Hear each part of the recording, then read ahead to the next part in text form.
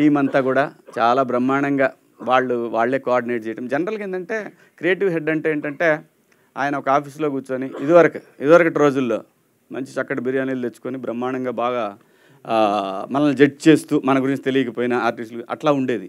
కానీ నితిన్ అలా కాదు. ఆయన ఫస్ట్ డే నుంచి నాకు ఫోన్ చేసింది ఆయనే ఫస్ట్ అసలు యాక్చువల్గా ఈ కథ గురించి. ఫస్ట్ డే నుంచి ఈ ప్రాజెక్ట్ కానీ అలాగే ఇంక మిగతా ప్రాజెక్టులకు కూడా తనంతా డెడికేటెడ్గా వర్క్ చేసే ఒక టీం దొరకటం డెఫినెట్గా చాలా లక్. ఈటీవీ విన్ యాప్కి డెఫినెట్గా మంచి టీం దొరికింది. సో ఈ సిరీస్ని కనుక అందరూ యాక్సెప్ట్ చేయగలిగి ముందుకెళ్ళగలిగితే తెలుగు సినిమాలో తెలుగు ఇండస్ట్రీలో మనకి ఎట్లాగైతే ఓటీటీ ప్లాట్ఫామ్స్ అంటే ఓన్ తెలుగు ప్లాట్ఫామ్స్ తెలుగు వాళ్ళు స్టార్ట్ చేసిన లైక్ ఆహా, లైక్ ఇప్పుడు ఈటీవీ విన్, అలాగే ఈ సిరీస్కి మ్యూజిక్ చేసినటువంటి సురేష్ ఎంత బాగా అంటే ఒకటండి, నీ టాలెంట్ ఫస్ట్ కాదు, నీ బిహేవియర్ ఫస్ట్. అది మిమ్మల్ని ఆఫీస్ దాకా ప్రొడ్యూసర్ దాకా తీసుకెళ్తుంది.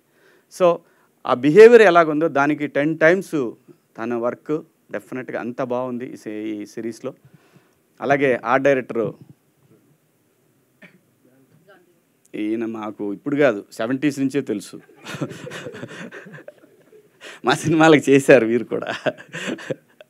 సో మొత్తం 70s నుంచి 90s దాకా గట్టి టీమే ఉంది దీనికి. సో అలాగే వాసుకి మ్యామ్, తను బాలచంద్ర గారి స్కూల్ అండి, ఇంకా మనం ఏం చెప్తాం ఆవిడ గురించి అందరికీ తెలుసు. తను ఎంత టైమింగ్ అంటే మనం ఎలర్ట్గా లేకపోతే తొక్కేస్తారు ఆర్టిస్ట్గా, మామూలు కాదు మనుషులుగా. అట్లా ఉంటుంది నిజంగా. అంత ఐఎమ్ సో లక్కీ. ఎందుకంటే బాలచంద్ర గారి స్కూల్ నుంచి వచ్చిన ఆర్టిస్టులు అంటే డెఫినెట్గా ఎక్కడో పాయింట్లో తెలుస్తూ ఉంటుంది. మనం నెక్స్ట్ టైం ఎప్పుడన్నా ఏదన్నా ఒక సీన్ చేసేటప్పుడు ఆ సందర్భంలో అలాంటి రియాక్షన్ ఒకటి అనేది. So thank you ma'am. మంచి నాకు వీళ్ళందరితోటి చాలా గొప్ప ఎక్స్పీరియన్స్. అలాగే మౌళి నేను నిజంగా కూడా ఏం చూడలేదు అబ్బాయి, ఇప్పటికి కూడా నేను చూడలేదు ఏమీ కూడా.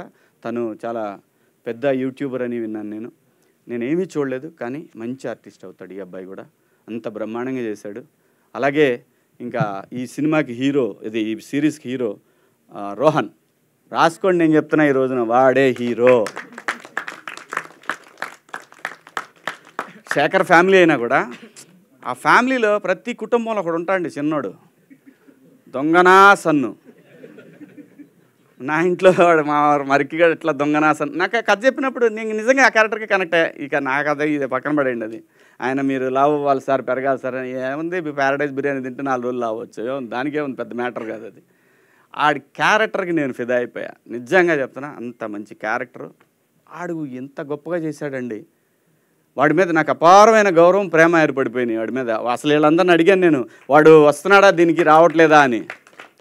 మంచి ఆర్టిస్ట్ అవుతాడు ఈ అబ్బాయి కూడా. అదే చదువుకోరా ముందు, తర్వాత ఇవన్నీ చదువు చాలా ఇంపార్టెంట్. నేను చెప్తున్నా ఆర్టిస్టులు ఎవరికైనా సరే, చైల్డ్ ఆర్టిస్టులైనా లైక్ మోక్ష లాంటి ఆర్టిస్టులైనా చదువు చాలా ఇంపార్టెంట్, రాసుకోండి.